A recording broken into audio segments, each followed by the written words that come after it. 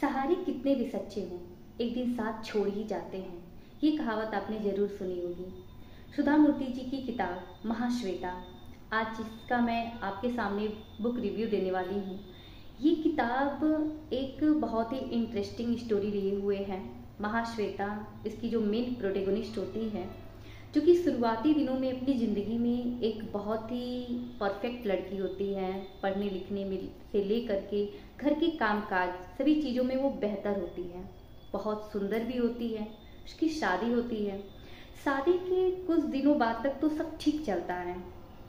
कुछ दिन के बाद उसके पैर में सफ़ेद निशान निकल आता है। शुरुआत में तो वो बहुत डरती है, वो किसी से कहती नहीं है, छिपाती है और उसका ट्रीटमेंट करवाती है। लेकिन कुछ समय के बाद उसकी सास को पता चल जाता है कि उसके पैर में निशान है। अब उसका रियल स्ट्रगल स्टार्ट होता है। परिवार के लोग उसे निग्लेक्ट करना स्टार्ट करते हैं। लोग उसे कहीं पे भी सामूहिक समारोह में ले जाना अवॉइड करते हैं। उसे दुख तो सबसे ज़्यादा तब होता है जब घर में कोई प्रोग्राम होता है और उसे ये कहा जाता है कि तुम्हें कमरे से बाहर नहीं निकलना है। तो महाश्वेता उन पीड़ित महिलाओं के लिए लिखा गया है जिनको कमियों की वजह से किस तरह से अपना ही परिवार ठुकराने लगता है। और जो एक लड़की जो शादी के पहले अपने परिवार की चहेती होती है, एक बीमारी की वजह से उसकी मायके वाले भी उसे एक्सेप्ट करने में से कतराने लगते हैं। उसके पापा, उसकी माँ तो सौतेली माँ होती हैं जो उसे नहीं रखना चाहती हैं शादी के बाद, लेकिन उसके खुद के पिता भी समाज की वजह से चाहते हैं कि वो कहीं दूर चली जाए, और वो करती भी ऐसा ही है।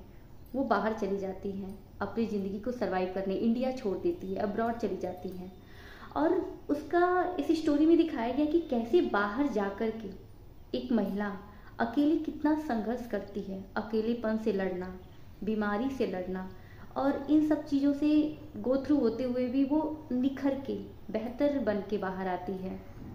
वो लोगों से जिनसे भी मिलती है वो लोग उसे स्वीकार करते हैं। हमारी इंडिया में जितना इस बीमारी को गलत तरीके से देखा जाता है, अगर आपकी बॉडी पे वाइट स्पॉट हो गया या किसी भी तरह की कोई आपकी सुंदरता को कम करने वाली कोई बीमारी हो गई, तो लोग आपसे प्रेम करना बंद कर देते हैं। बल्कि बाहर के देशों में ऐसा नहीं है, लोग उसे स्वीकार करते हैं, लोग उससे जुड़ते हैं और वो तमाम ऐसी चीज़ों में भागीदारी लेती है।